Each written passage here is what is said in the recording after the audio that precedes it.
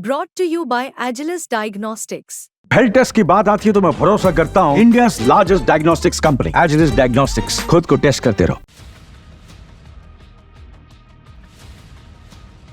जिसका कोई दोस्त नहीं उसका कोई अस्तित्व नहीं।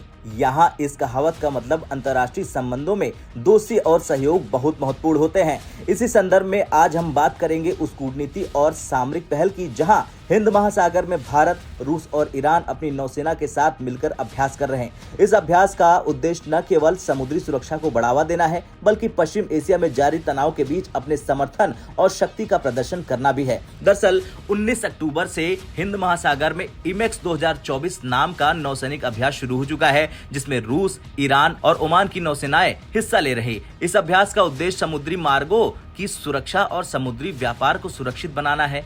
9 देशों की सेनाओं ने इस अभ्यास का अवलोकन करने के लिए अपने प्रतिनिधियों को भेज दिया है, जिनमें सऊदी अरब, कतर, भारत, पाकिस्तान, बांग्लादेश और थाईलैंड शामिल है। ईरान और रूस के बीच बढ़ती करीबी पिछले कुछ महीने से चर्चा का विषय है। इसके पीछे का कारण है पश्चिम एशिया में जारी तनाव और अमेरिका के बढ़ते दबाव का सामना करना। रूस और ईरान ने हाल ही में कई रक्षा समझौतों पर हस्ताक्षर किए और इस नौसैनिक अभ्यास के जरिए दोनों देश अपनी सैन्य ताकत को दिखाने की कोशिश कर रहे हैं। ईरान की सरकारी टीवी के मुताबिक इस अभ्यास का मुख्य उद्देश्य क्षेत्रीय सुरक्षा को मजबूत करना है। यह अभ्यास ऐसे समय हो रहा है जब इजराइल और ईरान के बीच तनाव चरम पर है। 1 अक्टूबर को ईरान ने इजराइल पर 180 से ज्यादा बैलिस्टिक मिसाइलों से हमला किया था।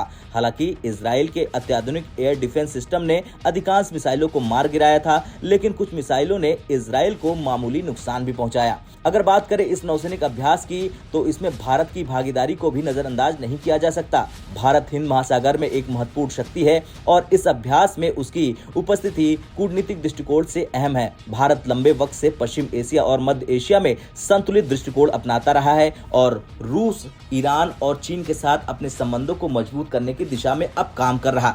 साथ ही भारत की इस क्षेत्र में आर्थिक और रणनीतिक हित भी है, खासकर समुद्री मार्गों की सुरक्षा को लेकर। यह अभ्यास भारत को अपने नौसैनिक क्षमताओं को और मजबूत करने का अवसर प्रदान करता है। साथ ही भारत के लिए एक मंच है जहां वो अपने पड़ोसी देशों के साथ अपने संबंधों को और मजबूती दे सकता है। हिंद महासागर में चल रहे इस नौसैनिक अभ्यास ने अंतर्राष्ट्रीय समुदाय का ध्यान खींचा। भारत, रूस, ईरान और ओमान की नौसेनाओं द्वारा किया जा रहा यह अभ्यास न केवल समुद्री सुरक्षा को बढ़ावा देगा बल्कि पश्चिम एशिया में जारी तनाव के बीच शक्ति प्रदर्शन का एक महत्वपूर्ण हिस्सा भी बनेगा। खैर, भारत, सऊदी अरब, कतर और अन्य देश की उपस्थिति से ये साफ है कि समुद्री मार्गों की सुरक्षा और सामरिक सहयोग इन देशों के लिए अत्यधिक महत्व रखता है। इजराइल और ईरान के बीच जारी तनाव और रूस, ईरान की बढ़ती नजदीकियां इस क्षेत्र को और अधिक अस्थिर कर सकती हैं, जिसके दूरगामी परिणाम हो सकते हैं। लेकिन देखना यह होगा कि आने वाले दिनों में इजराइल कैसे प्रतिक्रिया देता है और क्या इस क्षेत्र में बड़े सैन्य टकराव की संभावना बन सकती है या नहीं। आपका क्या कुछ कहना है, कमेंट कर